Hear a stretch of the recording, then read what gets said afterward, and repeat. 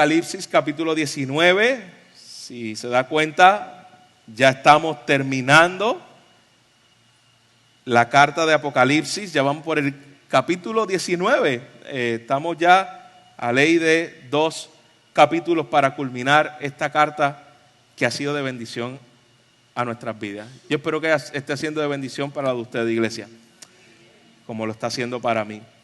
Vamos a leer Apocalipsis capítulo 19 y estaremos hoy estudiando todo este capítulo.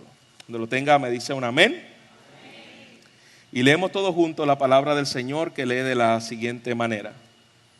Después de esto, oí una gran voz de gran multitud en el cielo que decía: aleluya, la salvación y honra y gloria y poder son del Señor nuestro Dios, porque sus juicios son verdaderos y justos, pues ha juzgado a la gran ramera que ha corrompido a la tierra con su fornicación, y ha vengado la sangre de sus siervos de la mano de ella.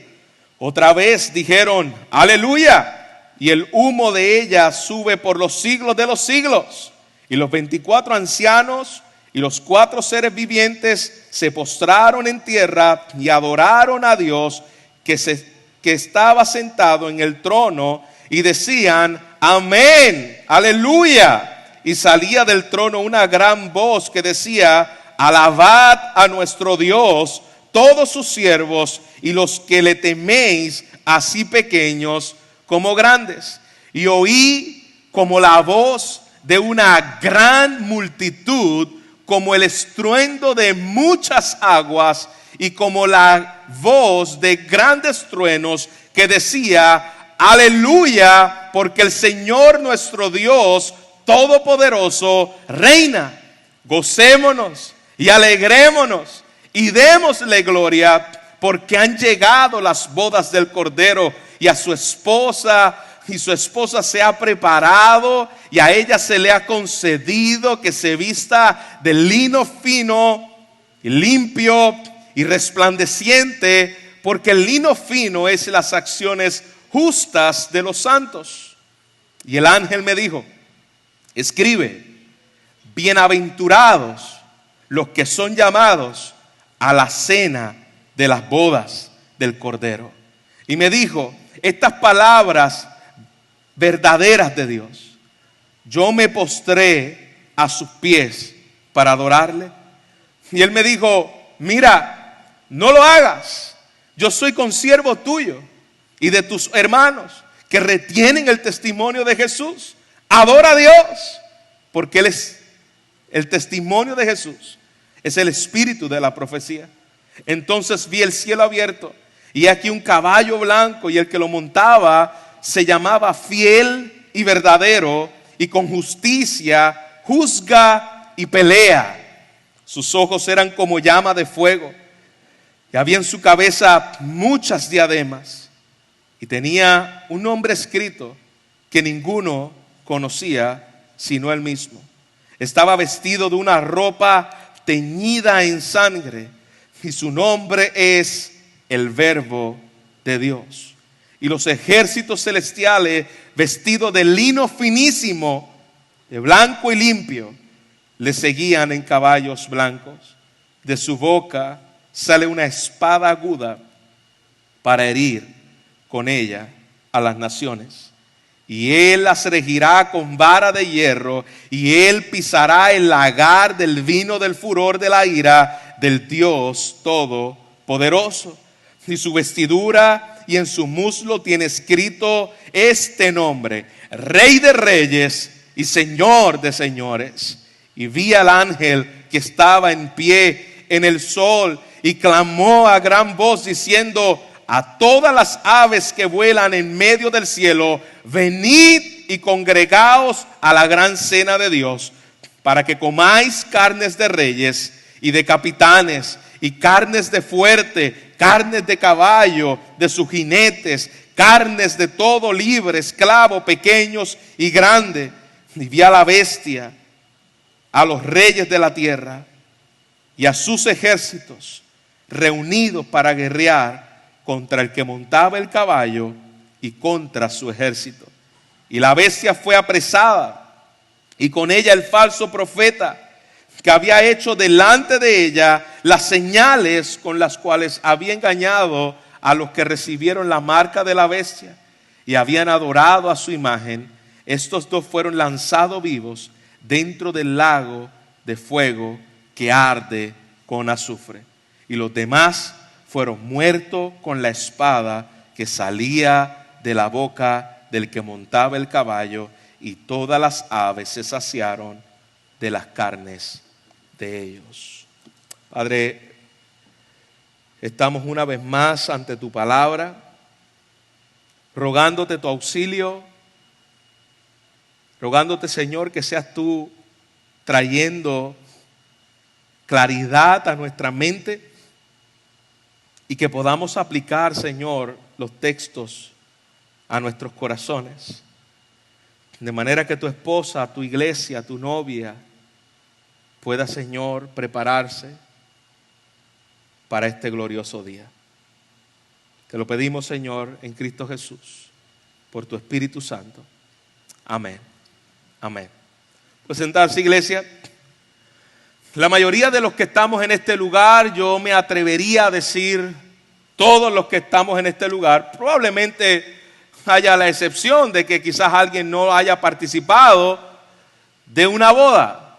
La mayoría de los que estamos aquí en algún momento dado hemos participado de una boda. En el occidente donde nosotros estamos, tenemos la tradición de que cuando hay una boda, la novia está, hay alguien aquí que ha participado de muchas bodas, fotógrafo, y ha visto todo tipo de vestido, todo tipo de novia, pero alguien particular es que cuando usted va a una boda en el occidente donde nosotros estamos, el suspenso se encuentra en el momento en que la novia hace su entrada. Incluso hay una música nupcial donde conocemos todos juntos, taratatán, taratatán, taratatán, taratatán. Todo el mundo se para porque viene entrando la novia.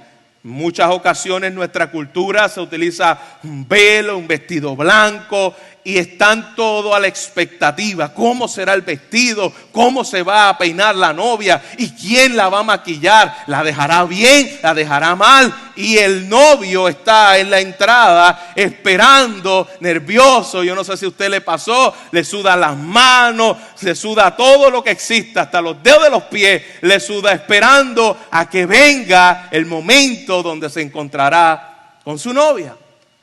Interesante que en el judaísmo, esa es nuestra cultura occidental, en el judaísmo la costumbre era que la boda durara aproximadamente 7 días.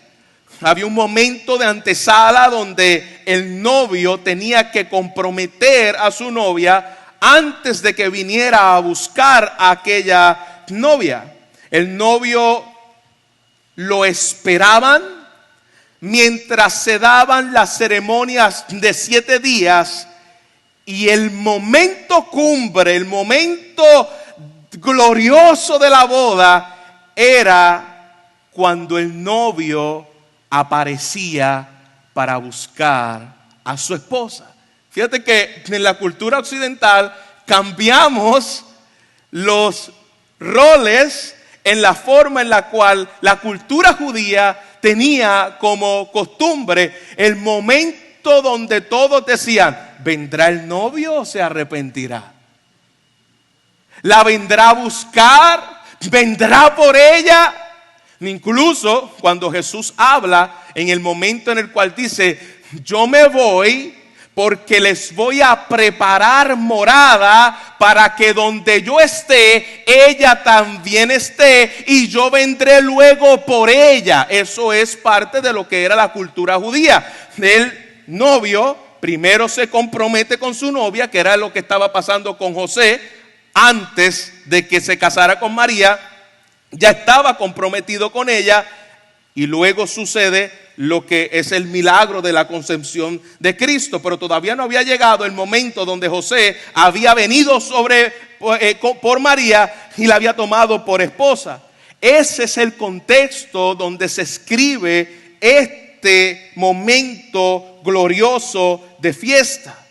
Precisamente para el judaísmo temprano, la cena de bodas era un banquete preparado para los justos, en el que el Mesías vendría y Él sería el dueño y Señor del mundo. Era un tiempo de vindicación, un tiempo de alegría, porque Dios reinaría soberanamente sobre todas las naciones. Ese es el concepto de la boda judía, y es importante que nosotros lo entendamos, porque es lo que estaremos estudiando en la mañana de hoy. Estamos ante un pasaje que es el desenlace de Babilonia la prostituta que vimos en el capítulo 18 versus la futura esposa, la nueva Jerusalén, que nos encontramos ahora en el capítulo 19. El contraste entre la prostituta y la novia. Ya hemos visto cuál es el fin de ella, pero hoy continúa diciéndonos el texto cuál es el fin de la prostituta y cuál es el fin de la novia. Existe una sola que puede llevarse la gloria. Había una novela antes que se llamaba Dos mujeres, un camino. ¿Usted recuerda eso? Las noveleras se ríen. Donde había uno que decía, tenía dos, a las dos supuestamente amaba. Iglesia, nuestro Señor tiene una sola esposa.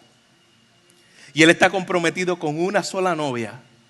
Y todo lo demás que quiera parecerse a Él, pero no es, la Biblia le llama la gran ramera. Babilonia la grande, la prostituta. Ante este texto nosotros estamos en la mañana de hoy. Versículo 1. Juan oye algo. Generalmente cuando Juan comienza a hablar de la revelación, Juan ve algo.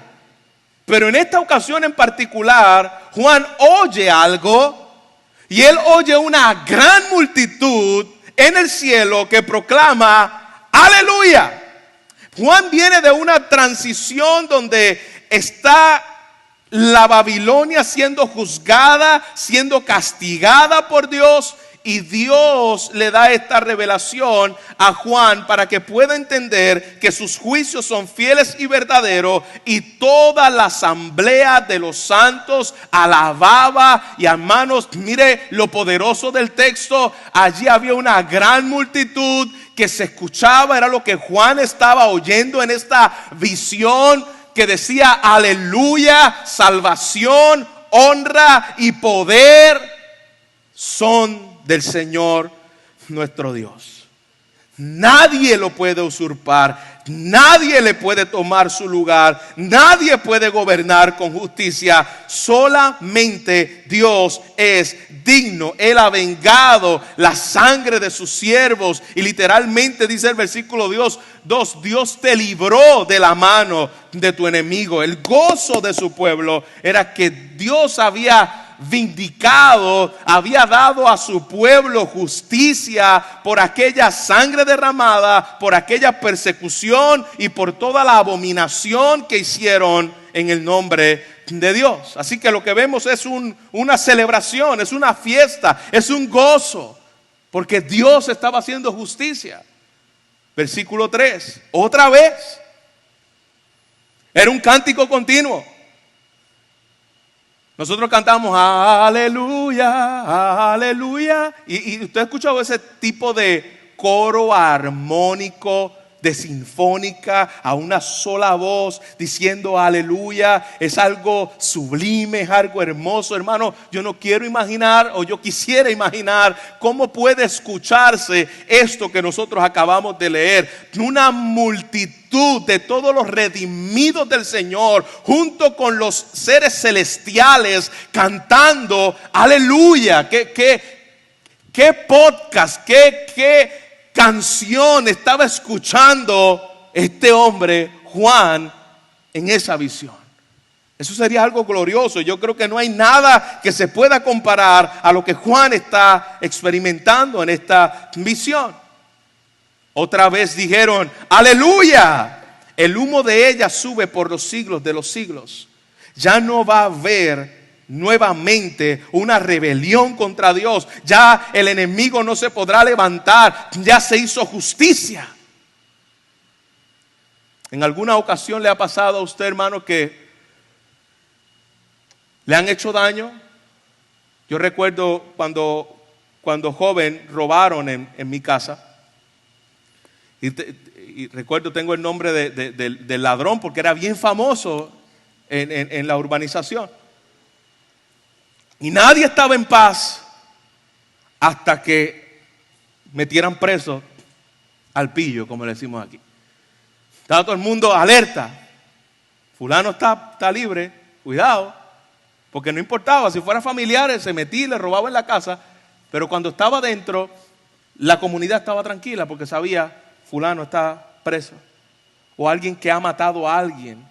Alguien que le ha hecho daño a alguien que todavía está suelto, todavía está esa amenaza. Hermanos, aquí tenemos la seguridad de que el humo de ella sube por los siglos de los siglos. La condenación de Babilonia y de los enemigos de la iglesia será absoluta y será final. No va a haber amenaza para su iglesia porque el humo de ella sube por los siglos de los siglos. Dios juzga a sus enemigos. Así diría aquel que le estaban robando en la casa cuando el enemigo estaba preso. Así diría aquel que estaba bajo la amenaza. Así diría aquellos que todavía estamos en la amenaza del pecado, donde continuamente Babilonia nos quiere hechizar. ¡Aleluya! Babilonia fue destruida. Babilonia fue juzgada. Babilonia llegó el momento donde la justicia perfecta de Dios se ejecutó. Los 24 ancianos. Y hemos explicado que los 24 ancianos es la totalidad del pueblo de Dios en la eternidad. Y los 4 seres vivientes representando a los seres celestiales se unen en exclamación de los santos y se postraron y adoraron al que está sentado en el trono diciendo aleluya. Esa palabra aleluya es una expresión de dar gloria a Dios. Es lo que significa en el hebreo. Dar gloria a Dios. Y no solamente decía aleluya, sino amén. Una palabra hebrea que dice confianza en que Dios ha ejecutado su voluntad y sus promesas han sido cumplidas. Así es. Amén, así es, Dios lo ha hecho, su palabra se cumplió. Y salió del trono una voz que decía, alabad a nuestro Dios, todos sus siervos, y los que le teméis, así pequeños, está hablando de jerarquías sociales, aquellos que tal vez no son de la alta nivel social, aquellos que son pequeños, y a los grandes, a los que son los reyes de la tierra, a los que gobiernan, tanto pequeños como grandes. Oí como la voz de una gran multitud. Usted puede imaginar esto como el estruendo de muchas aguas. Las cataratas se quedan cortas al tú poder ver y escuchar el estruendo de aquel lugar como la voz de grandes truenos que decía aleluya, porque el Señor nuestro Dios todopoderoso reina. Y en el cielo había un bautista y se le quedaba mirando así. Allí los bautistas van a gritar. Allí va a haber gozo. Allí va a haber alegría. Allí va a haber una expresión. No se escuchaba como unas vocecitas cantando. Se escuchaban como unas vocecitas diciendo. No, hermano. No se va a escuchar como muchas veces se escucha en nuestra iglesia. Y gloria a Dios por eso. ¿Y qué, pastor? ¿Qué pasa con nuestra iglesia? Hermano, ¿usted ve la actitud de adoración de muchos hermanos en la iglesia? Unos cantan con las muelas de atrás. Y esos son los mejorcitos. Y otros ni cantan. Ni cantan. Contemplando la victoria de Cristo, la grandeza. Él resucitó, por eso estamos en este lugar. Él gobierna, Él está sentado en su trono. Y todavía estamos estáticos. Hermano, yo no estoy diciendo que tú brinques, que tú saltes, que tú llores, que tú te arrodilles. Pero tiene que ver una unidad de expresión, de alabanza, donde yo me estoy uniendo a los santos y a la gran multitud en el cielo. Porque nuestro Señor Dios Todopoderoso reina. Yo no estoy en el cine. Yo estoy en el lugar donde se está adorando a Dios. Yo estoy expresando con mis labios, con mi mente, con mi corazón, gratitud, gozo, alegría. Nuestro Señor Jesús está en medio de nosotros. Los que vengan de afuera tienen que darse cuenta, allí se está adorando a un Dios vivo. Esa es la actitud del corazón de esta gente. Que ahí está en una visión Dios mostrándole a Juan, a través de lo que escucha, la voz de grande estruendo que decía: aleluya, nuestro Dios Todopoderoso está reinando. Que esa actitud gobierne nuestros corazones y nuestra mente a la hora de nosotros expresar mi adoración ante Dios. Mi corazón y mi mente tiene que estar conectado a la hora de yo poder adorar. Me gustó como lo dijo alguien: adoremos al Señor con la Mac. ¿Y cómo con la Mac? Con la mente,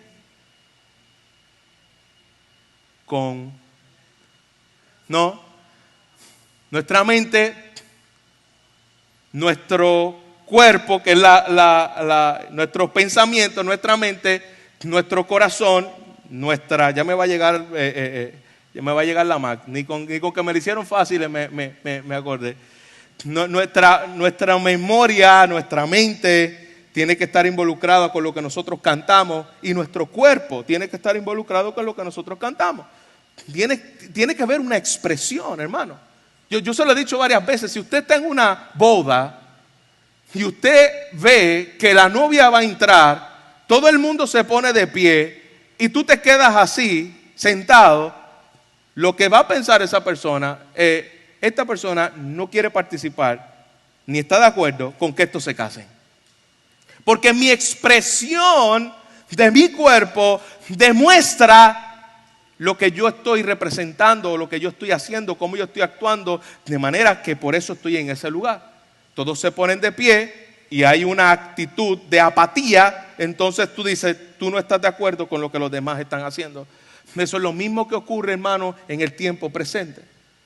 Cuando nosotros nos reunimos en el día del Señor, debe haber una unidad y debemos decir juntamente con los demás: estamos adorando a Dios. Mi cuerpo lo debe demostrar. Mira la alabanza que se está dando aquí. Es una alabanza porque generalmente nosotros adoramos a Dios por cosas relacionadas a nuestra vida diaria. No está mal hacerlo, hermano. Dios debe ser adorado por todas las cosas, ante todas circunstancias. Pero lo que vemos en este versículo es que Dios es adorado no por causa de que circunstancias relacionadas a la vida diaria de las personas, sino que la adoración se centra en quién es Dios y en lo que Él ha hecho. Pues a veces podemos decir: Señor, te adoro, gracias que apareció en la cartera, gracias que sanaste a fulano, gracias que me has bendecido. No es que no lo hagamos, lo debemos hacer. Pero aquí la adoración es en particular por el carácter de Dios. Lo que está resaltando los 24 ancianos junto a los 4 seres vivientes es lo que ellos están contemplando y viendo delante del trono. Y lo que ellos están diciendo es: el Señor reina. Y esa es la adoración que estaban dándole. No hay más que yo pueda reconocer, es que mi Dios es soberano, mi Dios siempre es bueno, mi Dios es fiel, mi Dios gobierna providencialmente sobre toda circunstancia. Y ese es el gozo que ellos ven. Muchas veces nuestra alabanza es en proporción a lo que yo recibo de Dios. Y tenemos que tener cuidado con eso. Mi alabanza no debe ser en proporción a cómo yo me sienta. ¿Escuchó bien? Mi alabanza debe ser en proporción a lo que tú contemplas del carácter de Dios. Ahí está la diferencia. Mientras más tú contemples el carácter justo, grande, es lo que sucedió con Job. Cuando Job pierde a sus hijos, cuando Job pierde su salud, cuando Job pierde su empleo, Dios no le hizo ver, no le dio los hijos para cambiar el corazón de Dios, no le devolvió la salud para cambiar el corazón de Job. ¿Qué fue lo que hizo Dios? Dios dice, yo te voy a revelar quién yo soy. ¿Dónde estabas tú? Dios le hizo contemplar a Job su soberanía, su poder, su carácter, su gloria, para que Job pueda entender. Yo te había escuchado de oídas, y yo sabía de ti de oídas, de las cosas que hacías por mí, de las cosas que hacías por otros, pero ahora mis ojos te ven.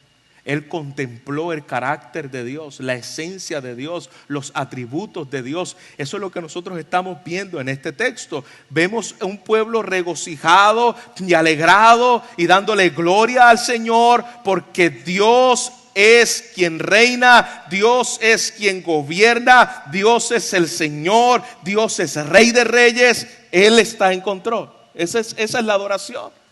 Él ha hecho justicia.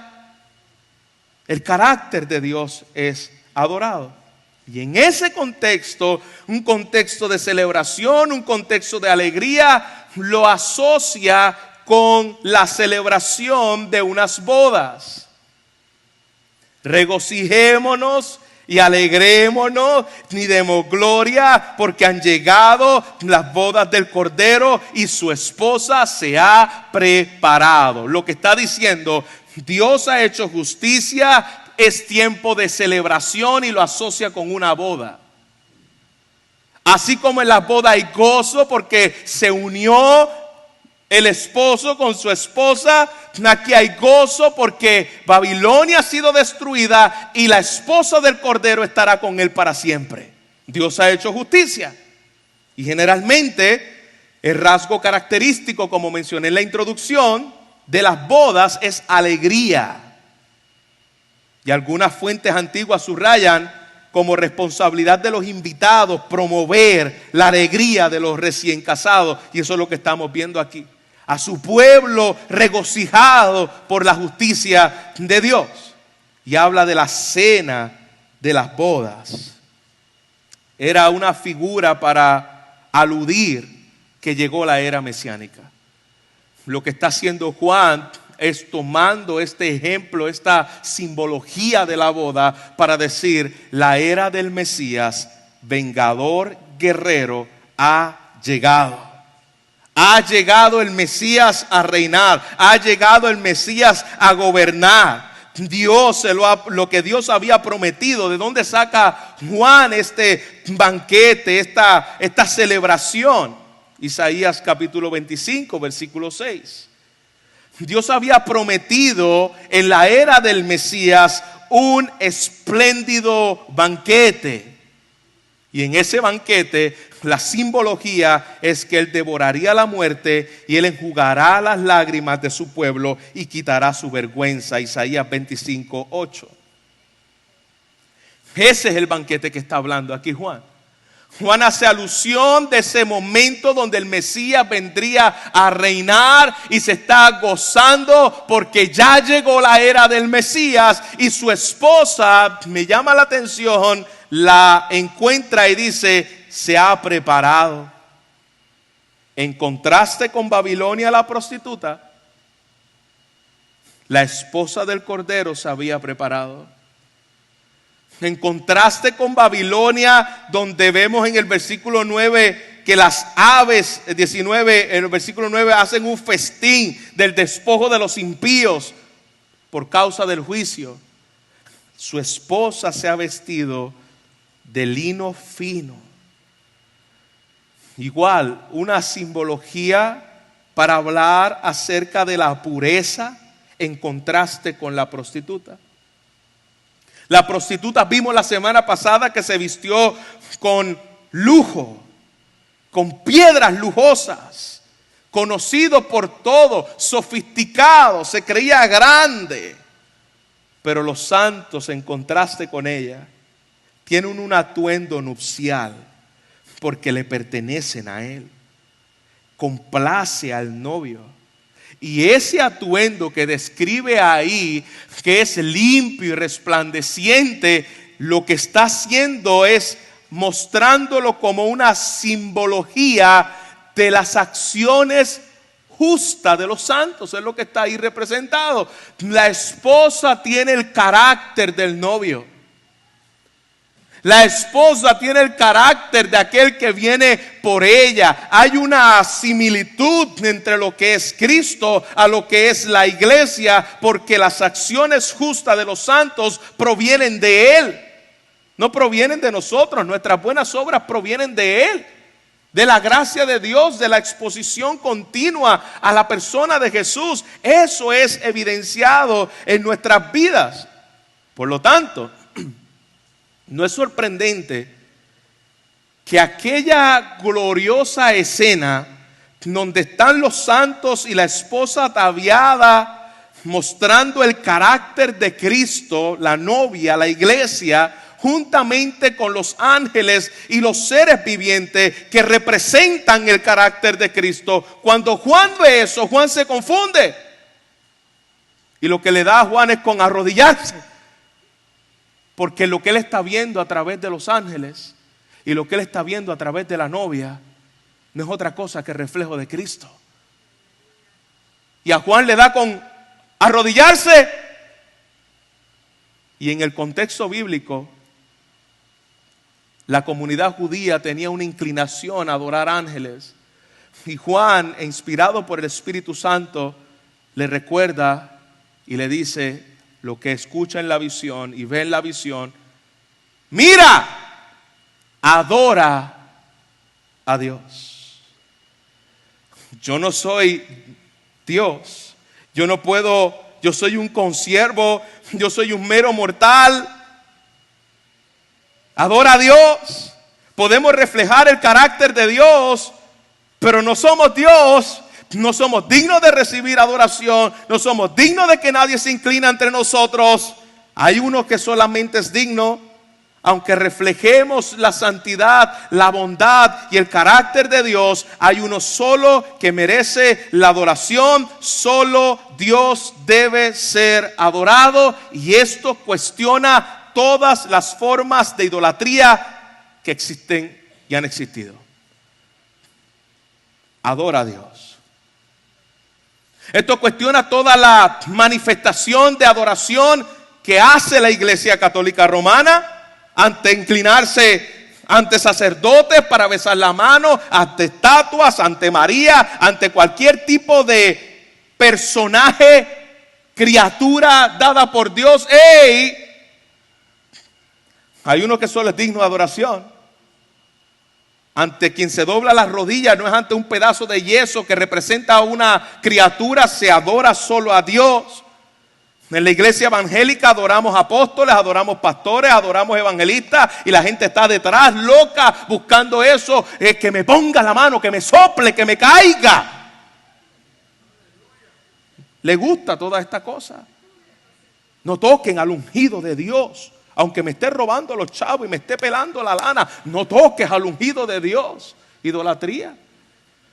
Nos rendimos ante cultos donde Dios lo prohíbe. Adora solo a Dios. El recordatorio a la verdadera profecía. Él dice, versículo 10, porque la profecía, el testimonio de la profecía es acerca de Cristo. El testimonio de la profecía es acerca de Cristo, porque lo que los mártires testificaron era de Jesús. El testimonio de los profetas era de Jesús.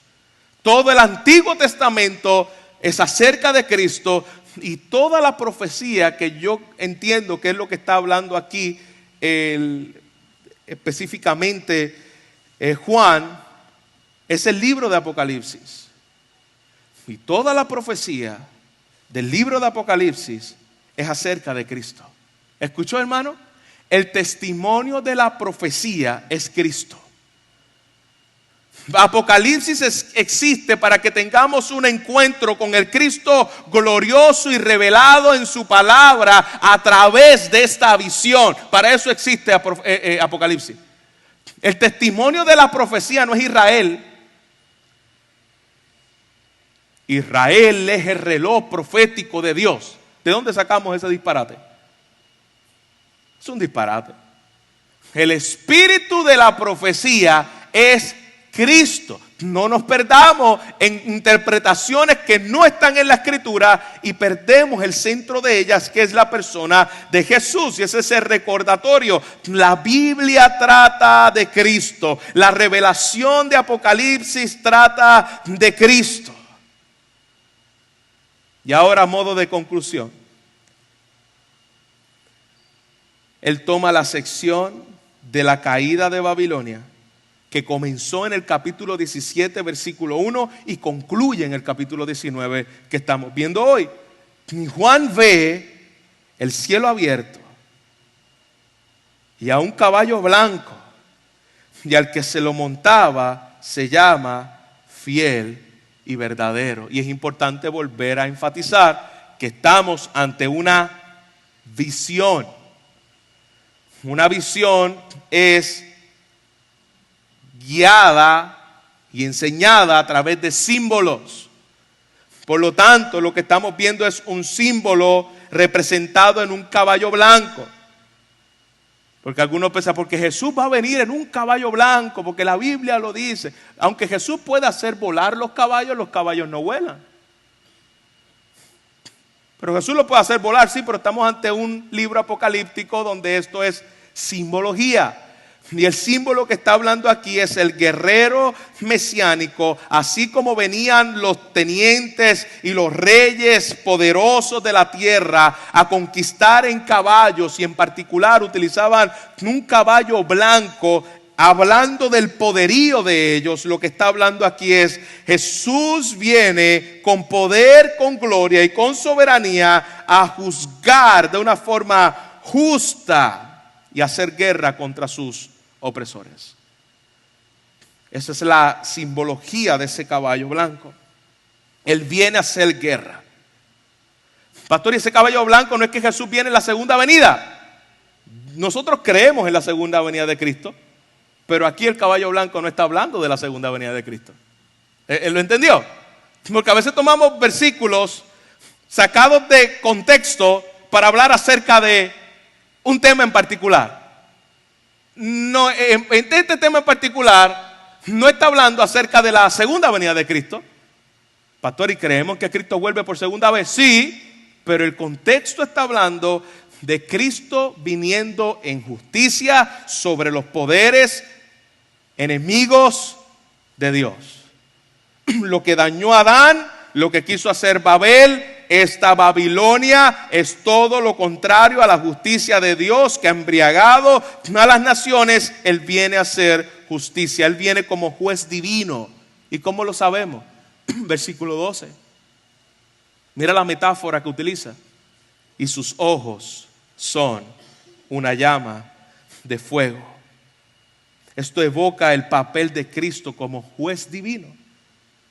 Él está viniendo. ¿Recuerdan Apocalipsis cuando Él dice que sus ojos es como llama de fuego? Hablando de aquel que juzga a su iglesia. Aquí es aquel que juzga el mundo.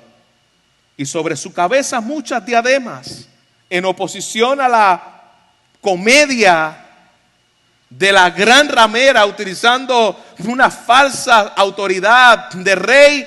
Aquí tenemos al verdadero Rey de Reyes y Señor de señores. Mira la comparación de estos textos.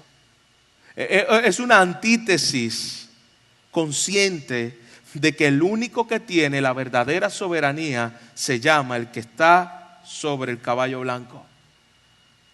Él es el único Rey de Reyes.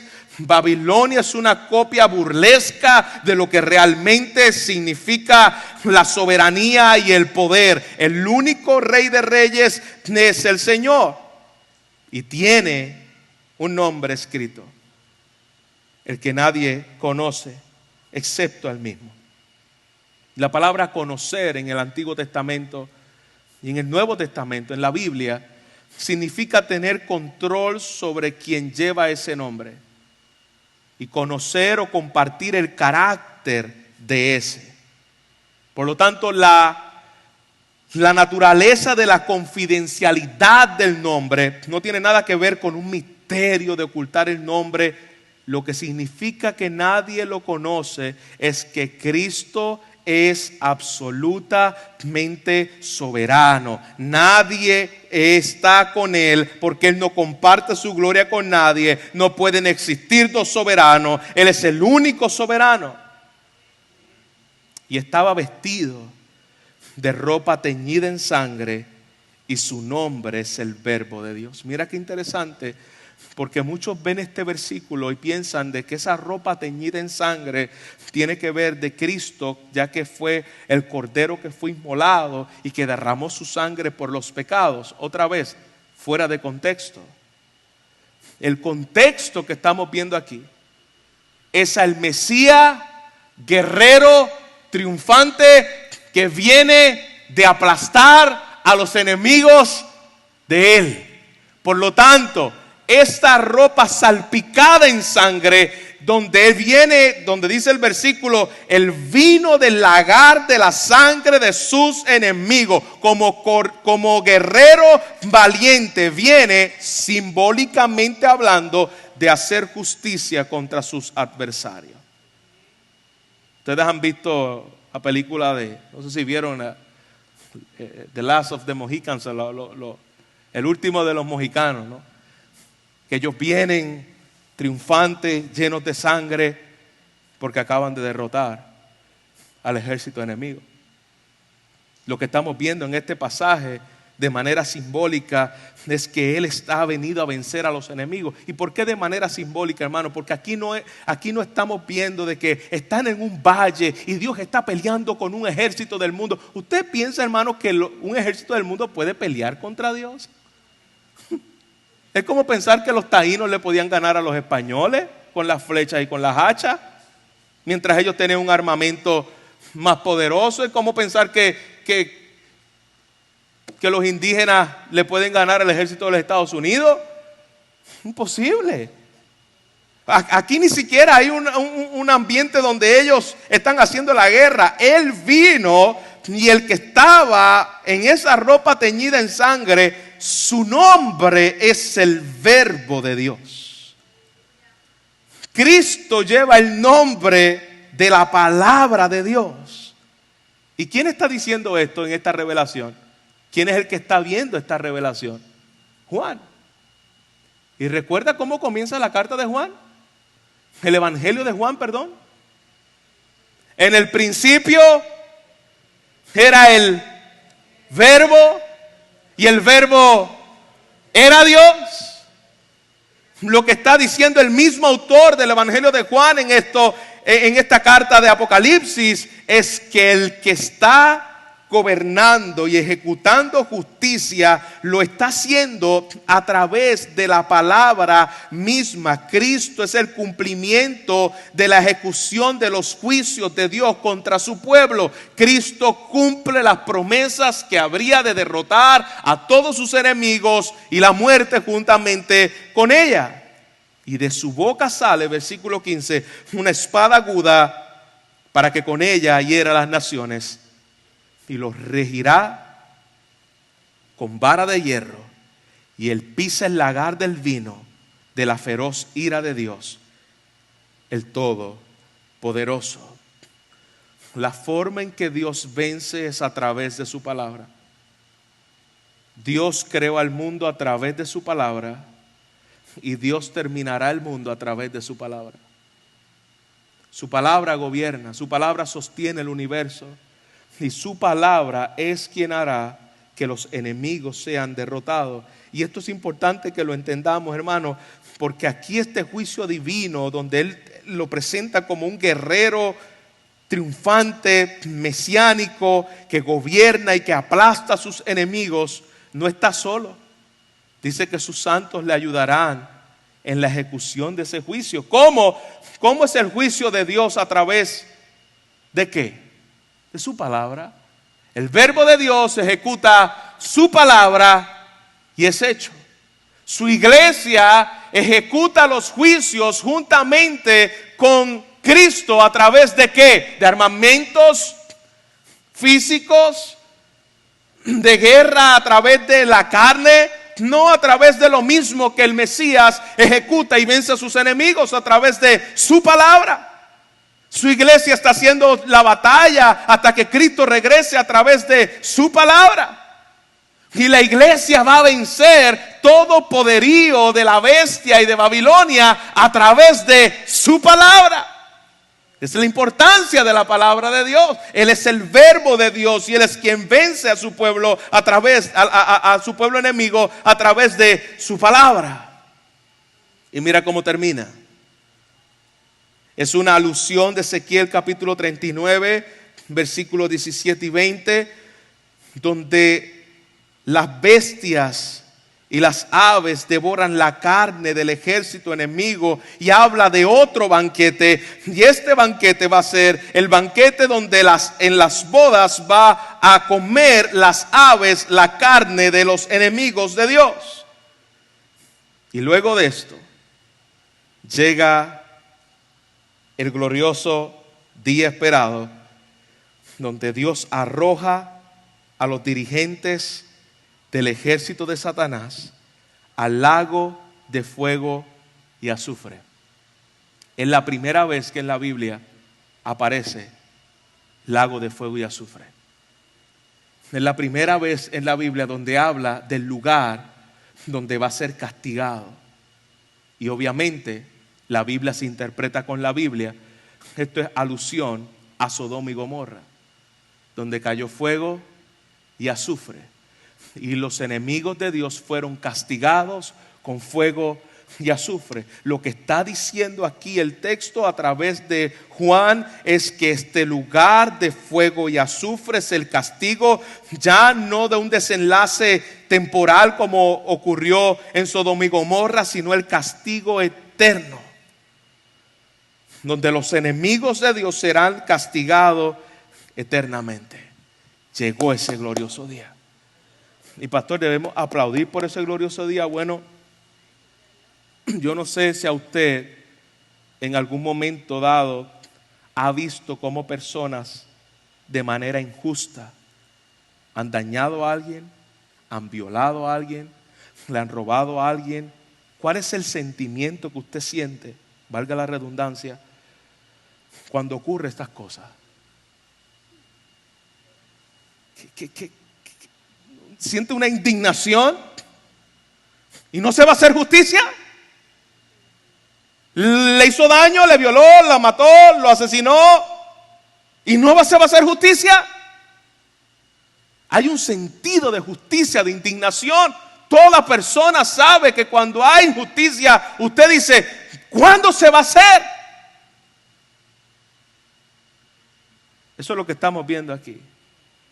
Llegará el momento donde habrá gozo y alegría al pueblo de Dios, porque Dios hizo justicia. Las cosas no se quedaron así. El enemigo no se quedó sin ser juzgado. El pecado no se quedó sin ser juzgado. Dios hizo justicia. Dios castigó el pecado. Dios castigó a sus enemigos y será por toda la eternidad. La justicia de Dios siempre será satisfecha, iglesia. No existe un solo pecado sobre la tierra que hayamos cometido que Dios no lo vaya a juzgar. Lo juzgó con Cristo en la cruz del Calvario, donde la ira de Dios cayó sobre ellos. Y si tú estás en Él, todos tus pecados fueron juzgados bajo la ira de Dios en la persona de Jesús. Todos. desde el momento en que naciste hasta el momento que moriste, todos tus pecados fueron castigados por Jesús. Si tú no estás en Cristo, todos tus pecados serán castigados en el lago de fuego y azufre, bajo la ira de Dios. No existirá pecado sobre esta tierra que se quede sin castigar. No hay injusticia que tal vez le faltó discernimiento al juez para llevar un veredicto justo en la eternidad. En el veredicto de Dios, todos los pecados serán juzgados. Esa es la celebración. Ese es el ambiente de fiesta bajo la cena, donde el pueblo de Dios está juntamente en esta simbología y en estas alusiones que está haciendo aquí. Una celebración de que el enemigo ha sido derrotado y el final, Cristo venció a los enemigos. Estamos terminando Apocalipsis y en el capítulo 19 podemos decir: Cristo venció a sus enemigos. Cristo siempre gana sobre sus enemigos. Nadie se puede oponer a Cristo porque va a recibir consecuencias. Y todo aquel que se opone a Cristo, hermano, un día tendrá que pagar las consecuencias. No ha existido un solo enemigo de Dios a través de la historia que haya podido vencer al Cordero de Dios. Recientemente escribí algo parecido en Facebook y una persona me puso: yo no he visto a Dios hacer justicia. ¿Cómo que todos los enemigos han sido derrotados? Hasta el sol de hoy todos los imperios siguen siendo malos. Todavía siguen ocurriendo cosas malas. Todavía siguen ocurriendo crímenes. Todavía sigue ocurriendo injusticia. ¿Dónde Dios ha derrotado a sus enemigos? El mundo sigue cada vez peor. Apocalipsis 19. El día llegará donde Dios vencerá completamente el mal y todo pecado será castigado. Por el momento pareciera el mundo se sigue saliendo con la suya, el mundo sigue de mal en peor, imperios vienen, imperios van, el mal sigue creciendo. Apocalipsis 19 llegará. El mal recibirá su justo castigo de parte de Dios. Y en este mundo, todos los que hoy se oponen a Cristo van a ser derrotados. O serán derrotados a los pies de la cruz, rindiéndose, confesando su pecado y reconociendo el señorío de Cristo. O serán derrotados doblando sus rodillas ante el Rey de Reyes y Señor de Señores, que va a ser visto no como un padre, no va a ser visto como un salvador, va a ser visto como un juez y te va a tratar como un juez. Pero toda rodilla se doblará delante del Señor. Termino con esto, iglesia. Ante el contraste de la novia y de la prostituta, yo quiero que usted se pregunte en el día de hoy: ¿dónde yo estaré en la cena? En esta imagen de la cena, ¿en qué lugar yo estoy en la cena? ¿Yo seré parte de los que celebran en la cena con alegría con el Señor y gozándome con el Señor? ¿O yo seré aquellos que serán la cena misma, devorada por las carnes, devorada sus carnes por las aves, bajo el juicio de Dios? ¿En qué lugar estás hoy en la cena? ¿Será de los que se gozan o serán de los que serán ejecutados?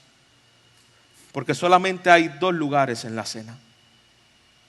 O eres de los que te gozas en la cena, o eres de los que será ejecutado por Dios. ¿Dónde estarás tú? Esa es la pregunta que yo quiero que nos llevemos hoy. ¿Dónde estarás tú? Si no estás en Cristo, un día será la cena misma. Solo los creyentes pueden estar en la mesa del Cordero. Preparémonos para la boda del Cordero. Apartémonos de este mundo y sus fascinaciones.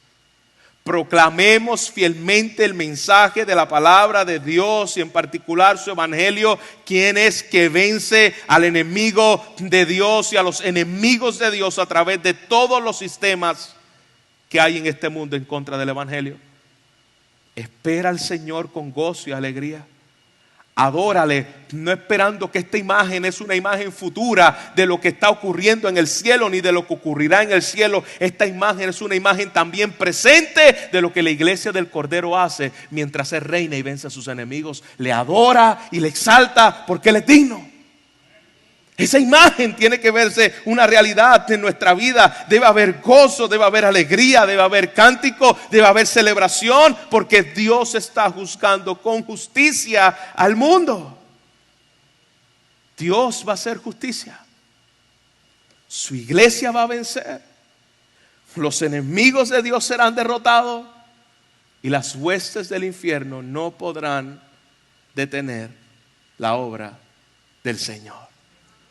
Regocíjese y alégrese porque ha llegado las bodas del Cordero. Padre, gracias. Gracias por tu palabra y gracias porque esta imagen de gozo y de alegría, de celebración y de fiesta, nos habla que nuestro Cordero ha vencido. Nos habla, Señor, de que tu iglesia va a prevalecer en medio de los embates, en medio de las injurias, en medio, Señor, de todo lo que ha pasado. Tu iglesia amada se prepara para el día en que nos encontremos contigo. Padre, que podamos crecer en santidad, que podamos, Señor, como habla la imagen aquí de esa iglesia que tiene vestidos de lino fino, que habla de tu pureza y de tu santidad, al punto de que Juan fue confundido entre el Cordero y la esposa con los ángeles. Que cuando nos vean puedan ver el carácter de Cristo. Que no estemos, Señor, en dos aguas. Que no estemos, Señor, mostrando las vestiduras de la Babilonia prostituta que fue ejecutada y que será ejecutada con la santidad tuya, Señor. Con el reflejo de tu carácter. Somos tu pueblo, somos tus hijos, somos tu esposa. Tú nos estás santificando, tú nos estás limpiando a través de tu palabra. Tu iglesia es columna y baluarte de la verdad. Tu iglesia es la luz del mundo. Ante una ramera en oscuridad, tu iglesia es la luz. Tu iglesia es nación santa. Tu iglesia es pueblo adquirido por ti. Tu iglesia son los redimidos tuyos. Nos llamaste para ti. Y tú no compartes tu gloria con nadie, Señor. Que la visión de la iglesia, venciendo juntamente con el Cordero, llene nuestros corazones hasta el día de Cristo. Te lo pedimos, Señor, en Cristo Jesús. Amén. Amén.